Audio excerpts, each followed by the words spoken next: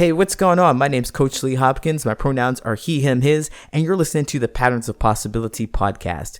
This is a podcast dedicated to helping you replace harmful patterns with new possibilities. In each episode, we'll explore topics that inspire you to be yourself, live your truth, and make lasting friendships. In this episode, we're going to talk about boredom. How to overcome boredom with the 3 C's of human activity. Are you ready? Let's go.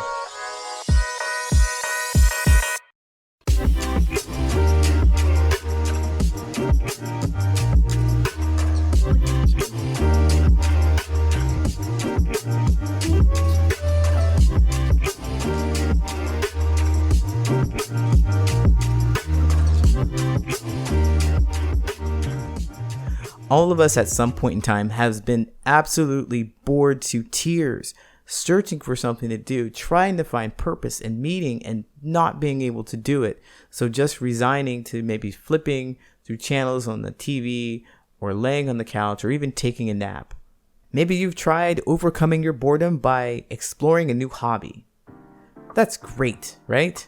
I'll bet that provided a new stimulating experience. And it's stimulating because finding a new hobby will allow you to create something. And creating something feels esteeming. You get that esteem because you change the environment in the way that you want. When you create something, it's fulfilling and it feels good. And, watching TV, that can also provide new excitement as well. Because, you're interested in something. You're learning something new. You gain a bit of new understanding about how your environment is or what's in your environment. And that stimulation lasts for a little bit. But what happens when you finish those? Do you begin searching for a new hobby or a new TV show? That might be a chore in itself. Finding something new to consume might feel boring and unfulfilling.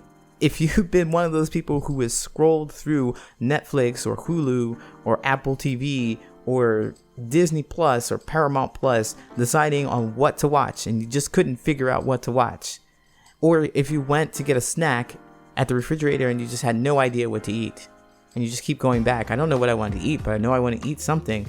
I've been there. I've done that. I didn't know what I wanted to do. It just seemed like it was a whole new chore. So the idea that was supposed to be stimulating for me, the watching the TV, the finding new hobby, supposed to be stimulating and interesting to me, but it wasn't because I didn't know what I wanted to do. We get caught up in the consuming and the creating and the consuming. My personal experience has been stuck on a seesaw between the two. I just didn't know what I wanted. I'd find myself bored because I'd be stuck in between creating and consuming. And then I didn't know what I wanted to create and I didn't know what I wanted to consume. So I'm stuck there. Create, consume, back and forth on a seesaw until I discovered I was missing that 3rd C to human activity. Connection. You see, most of us naturally want to share our experiences with others. We want to see that someone is like us. We want to share our experiences and have them reflect back our feelings to us. So think of the last time that you enjoyed creating. It could be anything, right? Making dinner, painting, or even creating a mess. Didn't you want to share your experience with someone?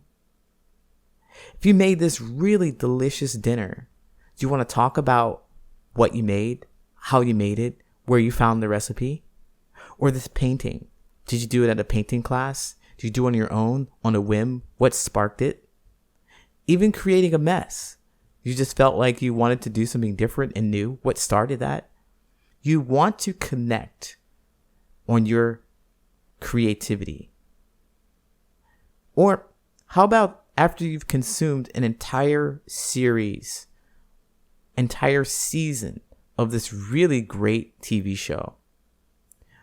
Didn't you want to find someone to recommend that to?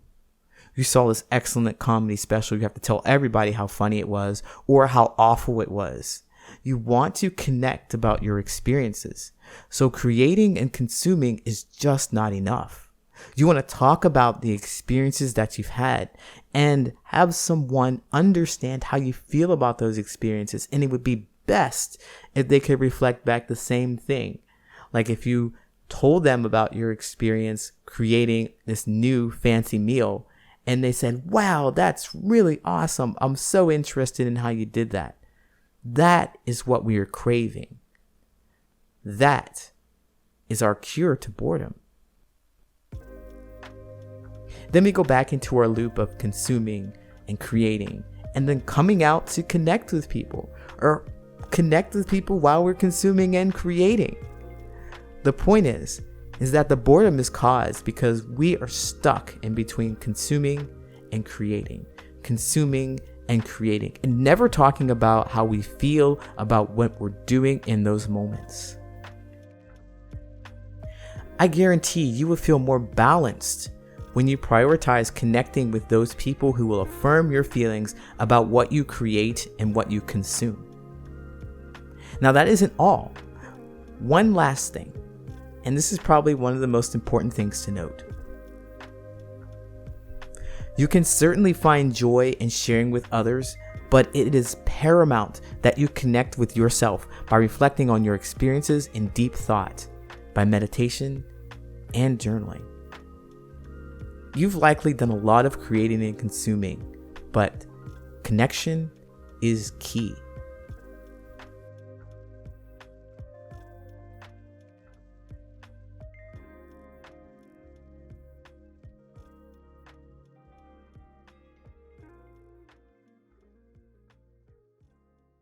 I'll be right back with the Answer Reddit friendship advice question. This week's Reddit friendship advice question is, I don't know how to friend. I have only a couple of friends, and one is really confusing to me. I recently had a baby, so my life has completely changed, but I worked really, really hard to help my friend with her wedding. I couldn't do as much as I wanted because of my limitations in making my baby my first priority, but I threw her a bridal shower, paid for it, and some of her bachelorette, and I did as much planning as I could for her wedding. She was the maid of honor in my wedding 5 years ago, and I agreed she did more, but again, my baby changed things. She's been very cold ever since the wedding, and I feel like I let her down. I got to go on a vacation with my family, and my husband bought a new car, and she seems envious. She doesn't ask me any questions about my life or baby, and just presents her problems to me constantly or doesn't talk to me at all. We've been best friends. We've been friends for like 10 years. And am I doing something wrong? I'm not good at friendship, so I assume I could do it better. But then again, it seems so one-sided. I wish she'd showed interest in the most important thing to me, my baby. Well, Redditor, I appreciate that you wrote this. I thank you for sharing. I think that off the top of my head, you asked if you're doing something wrong. And no. I'd like to put out that idea that we're never doing anything wrong. We're just here learning from our experiences. We're learning and we're growing from it. And so what you want to look for, what you're looking for is your friend to be interested in your baby, in your experiences and your life. You want to essentially connect with her. And that is what we all want in our friendships. We want to feel connected. We want to feel supported. We want to feel understood. And right now, she's not giving any of that. And I also believe that we only give, well, we share what we project what we feel, I guess. So you're feeling that your friend is making you feel unsupported. Well, she's showing that she's not interested in you. And it seems like she's unreasonably, that's my own throw in there though, unreasonably disconnected from you because you do the best that you can. And she expects more. So the conflict or the situation, the confusion is why or what's causing her to be upset with you when you're obviously doing the best you can to be a good friend and reciprocate what she has done for you in your wedding 5 years ago. She did more, but again, your baby changed things, as you said. And I think that's very reasonable for you to share with her. I wonder, have you ever had this kind of conversation? Have you had this conversation with her about specifically your concerns? Because I think this is a really great opportunity to share your concerns with her and exactly what behaviors, because you listed behaviors here. And it seems like you said she's been cold ever since the wedding, and I feel like I let her down. Yes, you may have let her down in some way, but that is worth talking about. That is what you should be talking about, is that feeling that you have. And the why or the reason you have those feelings. You've identified specific behaviors, and you also have a narrative running in your head, doing the comparison, believing that you would both be there and equally contribute to each other, but things have changed for her. It's just worth noting to talk about that. There may be something else going on completely with her. She could be envious of your situation. She could be frustrated and sad about things that are going on that has nothing to do with you, right?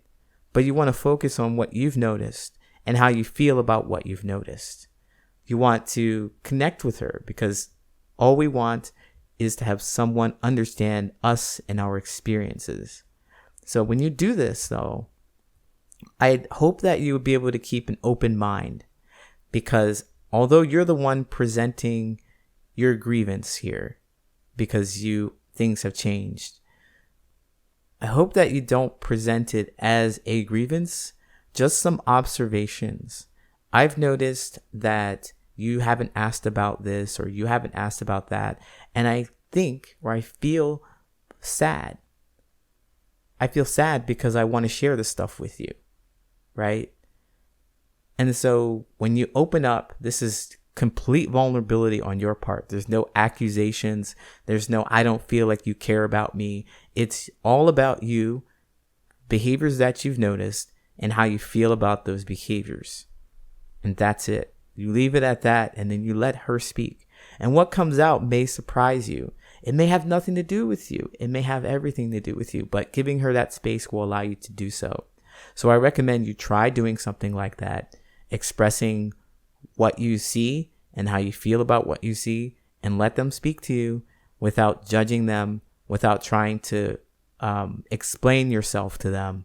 Just let them be and listen, and see where you can find a connection. See where you can try and understand how they might feel. If they say, oh man, you had this baby and it ruined everything in my life. I know you want to smack her. I know you want to, but that's how she really feels. And you're just putting it out there. She knows that the baby ain't going back. She knows that. Your relationship has to go forward, and her speaking her truth and her sharing that with you and allowing you to hear that can help you get clarity around what's confusing about why she's behaving the way she is. You're going to get some information. You're going to connect. So I hope that helps. I know you didn't ask me to answer the question, but I did. And again, I hope that helps you. Best of luck. Take care.